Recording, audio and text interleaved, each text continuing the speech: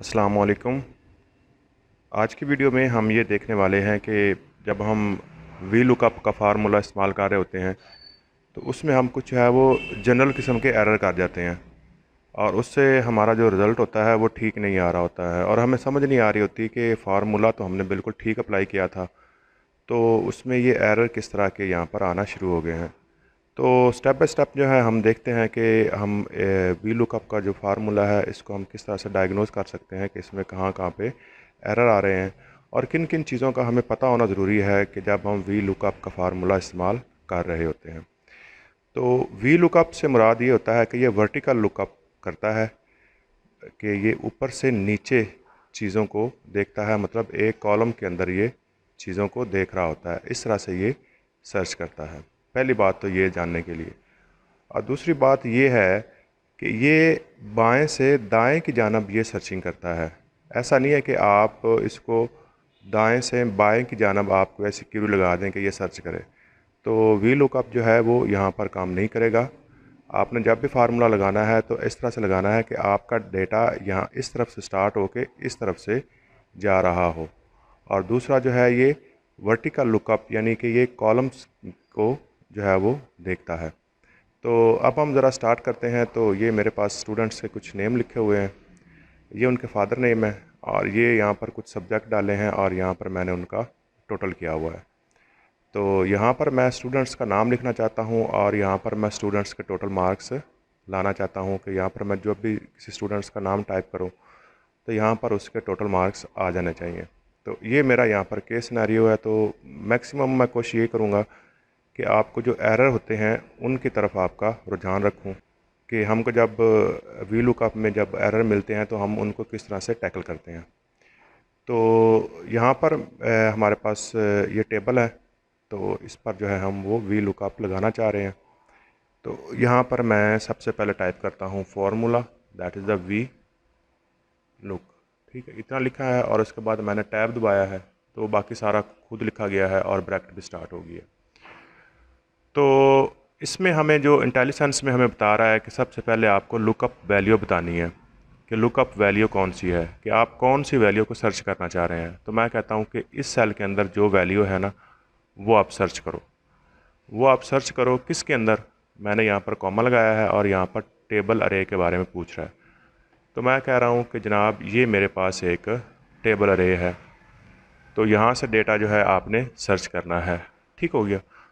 और उसके बाद मैं यहाँ पर कॉमा लगा रहा हूँ और वो मुझसे पूछ रहा है कि मुझे बताएं कि वो कॉलम का इंडेक्स कौन सा है।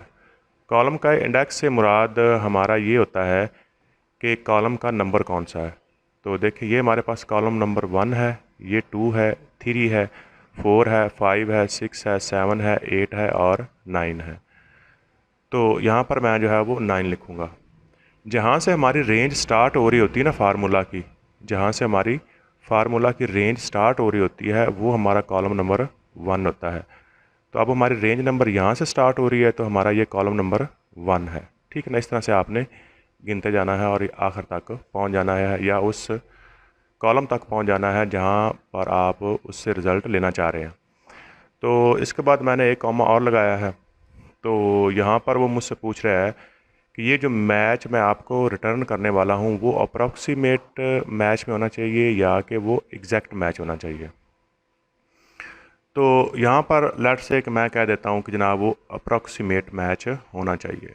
तो यहाँ पर मैंने ट्रू कर दिया है और मैंने ब्रैकेट को क्लोज़ करके एंटर किया है।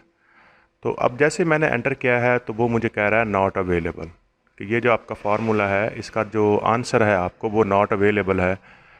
तो अब हम फार्मूले को देखते हैं। तो फार्मूला तो हमारा बिल्कुल ठीक है, तो इसमें हमारी गलती कहाँ पे आ रही है। तो गलती हमारी जो आ रही है वो हमारी आ रही है इस रेंज सिलेक्शन में। तो हमारा जो एरर आ रहा है वो आ रहा है हमारा इस रेंज की सिलेक्शन में। रेंज की सिलेक्शन में देखें ये एरर हमारा किस तरह से है।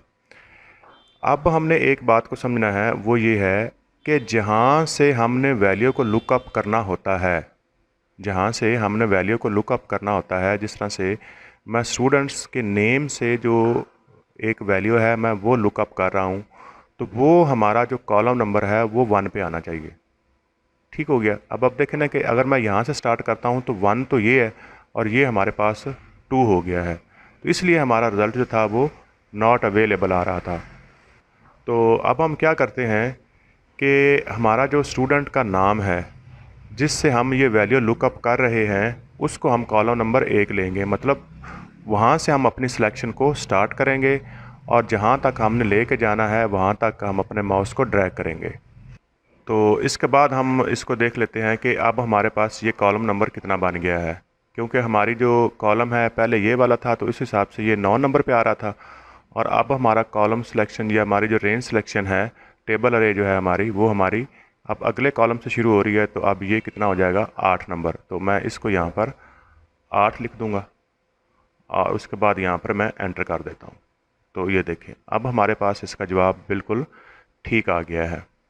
तो एक तो हमारे पास ये एरर है कि हम मोस्टली तौर पर कर जाते हैं कि जो हमने अपना जो इंडेक्स वैल्यू हमने लेनी होती है वो कुछ और कॉलम में होती है, और जो हम जो रेंज दे रहे होते हैं वो कम, तो वो हम कहीं और से स्टार्ट कर रहे होते हैं। तो इस तरह से ये आपके पास एक एरर आ जाता है। तो इसके बाद हम एक और चीज़ देखते हैं कि ये देखें ज़रा, मेरे पास ये मैंने अबू उस्मान यहाँ पर लिखा हुआ है और यहाँ पर मेरे पास अली रज़ा है। तो जो अबू उस्मान के नंबर हैं मेरे पास वो तो बिल्कुल ठीक आ रहे हैं। तो अब हम ज़रा अली रज़ा को देख लेते हैं। तो यहाँ पर मैं टाइप करता हूँ अली रज़ा। तो इसको देखो मैंने टाइप किया है तो यहाँ पर हमें कोई भी आंसर में नहीं मिला। तो अब मैं क्या करता हूँ, यहाँ पर मैं अब्दुल रज़ाक लिख देख तो अब मैं यहाँ पर अब्दुल रज़ाक लिख के देखता हूँ। यहाँ से मैं इसको कॉपी कर लेता हूँ और यहाँ पर मैं इसको पेस्ट कर देता हूँ और एंटर दबाता हूँ। तो ये देखें वो मुझे कह रहा है कि ये नॉट अवेलेबल है। तो अब हम देखें कि अगर हम अबू उस्मान यहाँ पर लिख रहे हैं तो उस केस में तो हमारा ये बिल्कुल ठीक काम कर रहा है, लेकिन जैसे ही हम अब्दुल रज़ाक या अली रज़ा लिखते हैं तो हमारा जो फंक्शन है वो काम नहीं करता। या मिसाल के तौर पर मैं यहाँ पर लिखता हूँ नूर अहमद, तो वो मुझे बता रहा है कि नूर अहमद के जो नंबर हैं वो देखें यहाँ पर, वो मुझे बता रहा है कि ये तो आ रहे हैं 268, लेकिन मेरे पास नूर अहमद के जो नंबर हैं वो है 167। तो इसमें यहाँ पर देखें अब हमारे पास वैल्यू कुछ और है और हमें डेटा जो है वो कुछ और दिया जा रहा है। तो ये भी एक तरह का जो एरर है हमारे पास आ जाता है। अब ये जो हमारे पास मसला आया है कि हमारे पास वैल्यू कुछ और आ रही है जो हम सर्चिंग में डाल रहे हैं वी लुकअप में, तो इसको दो तरीक़ों से जो है वो हल किया जाता है। पहला एक तरीका तो ये होता है कि आप ये जो नेम लिखे हुए हैं इनको देखें ज़रा आप, तो ये एक सॉर्टिंग आर्डर में नहीं है, एक तरतीब में नहीं है। देखें यहाँ पर अबू उस्मान है तो अली रज़ा यहाँ पे आ गया और अब्दुल रज़ाक यहाँ पे आ गया, ठीक है ना। तो इस तरह से इनके जो नाम है वो पूरी रेंज में नहीं है। तो मैं इनके क्या करता हूँ कि मैं इसको ज़रा सेलेक्ट कर लेता हूँ और यहाँ पर मैं आ जाता हूँ और यहाँ पर मैं A to Z इसको सेलेक्ट कर लेता हूँ, इसको सॉर्ट कर लेता हूँ और मैं इसी जगह पे रहने दूँगा, एक्सपेंड द सिलेक्शन को रहने देता हूँ और यहाँ पर मैं सॉर्ट के बटन पे क्लिक कर देता हूँ।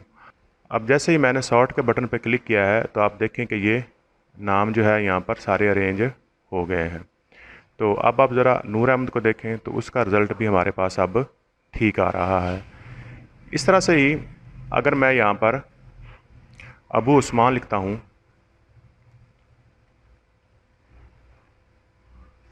तो उसका आंसर भी देखें तो हमारे पास वो ठीक आ रहा है। इस तरह से अगर मैं अब नुमान अली को लिखता हूँ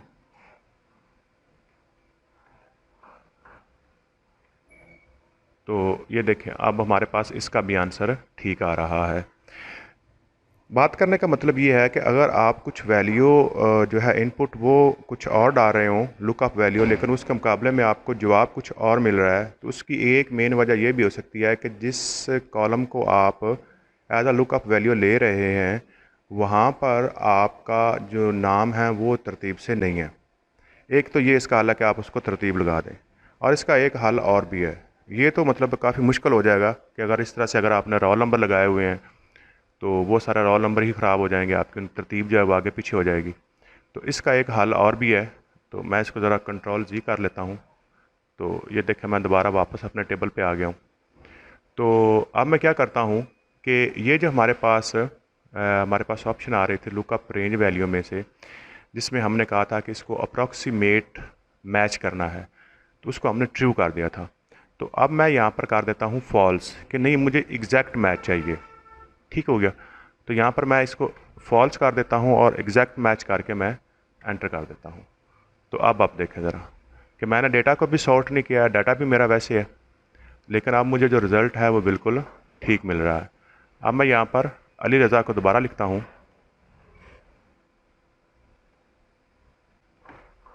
और एंटर करता हूँ। तो ये देखें हमारे पास अली रज़ा का रिज़ल्ट भी बिल्कुल ठीक आ रहा है।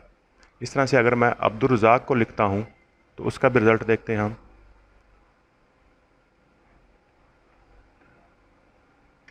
तो ये देखें अब हमारे पास अब्दुल रज़ाक का रिज़ल्ट जो है ना वो भी हमारे पास ठीक आ रहा है। तो ये हमारे पास कुछ ऐसी तकनीक्स थी जिसको मैं सोच रहा था कि आप लोगों के साथ शेयर कर दूं और बता दूं कि जब आप वी लुकअप का फार्मूला इस्तेमाल कर रहे हों तो उसमें किन किन चीज़ों का आपको ख्याल रखना ज़रूरी है, ताकि आप सक्सेसफुली तौर पर वी लुकअप के फार्मूला का इस्तेमाल कर सकें। अगर आपको ये वीडियो अच्छी लगी है तो please share it. Thank you and subscribe my channel.